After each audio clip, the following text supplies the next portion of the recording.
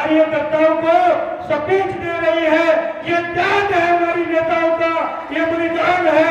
इसलिए मैं अपील करने के लिए आया हूँ सम्मानित साथियों, हमें अगर जीत बाबा साहब, जीत गुरु रविदास, जीत महात्मा ज्योतिबा होने चाहिए तो आज जिंदा अम्बेडकर, जिंदा रविदास और जिंदा कोई काशीराम है तो वो बहन कुमारी मायावती है। साथियों, इस नेता पर विश्वास कर लो।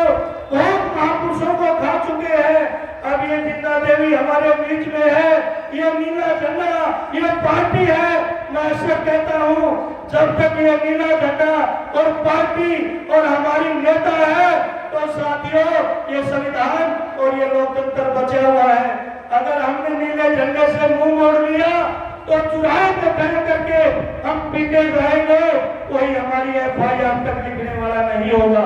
मैं आपको विश्वास दिलाना चाहता हूँ कि हरियाणा के कोने कोने में जाकर के अपने रुसे हुए भाइयों को, पुराने कैडर के साथियों को हाथ जोड़ करके उनके जूते सिर पे रख करके उनको मनाने का काम करेंगे और 2029 में आपको सरकार देने का काम करेंगे।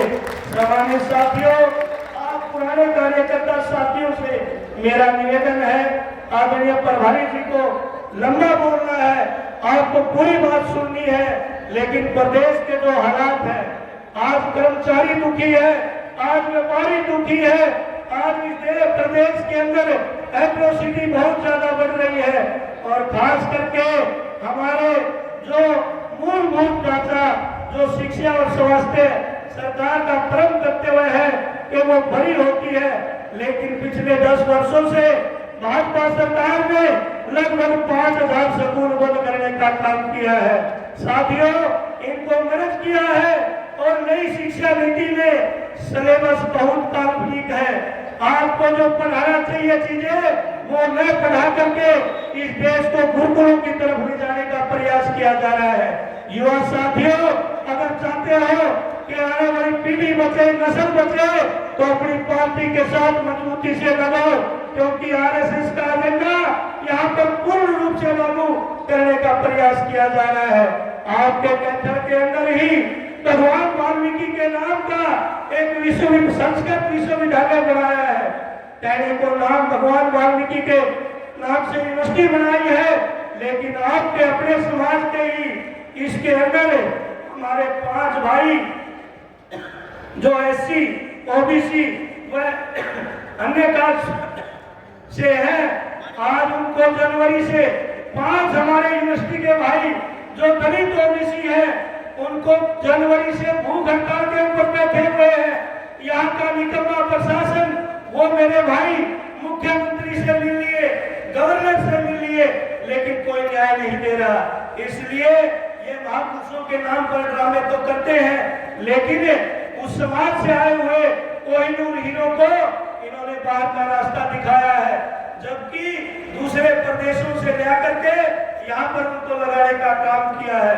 मेरी आपसे अपील है, खास करके हमारे इन कर्मचारी साथी और टीचर अध्यापकों से, जिनको ये सरकार आए दिन तरह तरह की, कभी गीता जयंती महोत्सव में टीचरों की ड्यूटी लगाई जाती है, साथियों पढ़ा न सके, कभी उनकी समय के लिए ड्यूटी लगाई जाती है। तो आज मैं आपसे अपील करने आया हूँ अपने कर्मचारी वर्ग से भी कि आप आइए और हमारा और हमारी पार्टी का साथ दीजिए। मैं स्टेज के माध्यम से कहना चाहता हूँ, हम आपकी पुरानी पेंशन भी लागू करेंगे और बैंक लोन भरने का काम करेंगे। सम्मानित साथियों, प्रदेश के अंदर में लॉ एंड ऑर्डर नाम की कोई चीज नहीं है। अभी पिछले दिनों भिवानी के निवासा के अंदर एक बहुत बड़ी निंदनीय घटना हुई, लेकिन वहां का प्रशासन सोया हुआ है और स्थानीय बीजेपी के प्रदेश के मंत्री और लोकसभा सांसद वहां पर प्रशासन को कार्रवाई नहीं कर। अभी हाल ही में नारायणगढ़ में हमारे भाई हरविलास जी जो हमारे नारायणगढ़ से प्रत्याशी थे, उस साथी के ऊपर मुख्यमंत्री का गृह क्षेत्र है, शर्म आनी चाहिए इस मुख्यमंत्री को, लज्जा आनी चाहिए इस सरकार को उसके गृह क्षेत्र में हमारे प्रत्याशी जो मजबूत कैंडिडेट थे, दिन दहाड़े गोलियों से उसको चलनी किया गया। हमारे लोग कई बार वहां गए, लेकिन यहाँ का प्रशासन अभी तक मुख्य आरोपी को पकड़ नहीं पाया है। साथियों, मैं सटेज से ऐलान करता हूँ, यहाँ आरबीसीआईडी के लोग बैठे हैं, मैं यहाँ से ऐलान करता हूँ, या तो हरियाणा सरकार होश में आ जाए और दोषी को पकड़ने का काम करे, अदरवाइज हम जल्दी ही बड़ा फैसला लेकर के चंडीगढ़ की सड़कों पे उतरेंगे, चाहे वो गवर्नर हाउस हो या फिर मुख्यमंत्री आवास हो, हम घेरने का काम करेंगे। ज्यादा या विधानसभा घेरनी हो तो मेरी आप सबसे अपील है कि आप पुराने गिले शिकवे भुला करके अपनी पार्टी, अपने कैडर को मजबूत करने का काम करें, अपने संगठन के साथियों को साथ लेकर के, और जो बड़े पैमाने पे हमारा समाज, ये कांग्रेस के लोगों ने जो संविधान दिखा करके हमें ठगने का काम किया, आज वो कांग्रेस के लोग कहीं नजर नहीं आ रहे। आज विपक्ष की कोई भूमिका निभा रही है तो बहुजन समाज पार्टी निभा रही है। आप सबसे अपील है कि इस कांग्रेस के जलते हुए घर को छोड़ करके आप अपने घर में आओ। कांग्रेस कभी नहीं उठ पाएगी इस देश में, आने वाले समय में केवल बीएसपी छाएगी, बीएसपी छाएगी। जय भीम।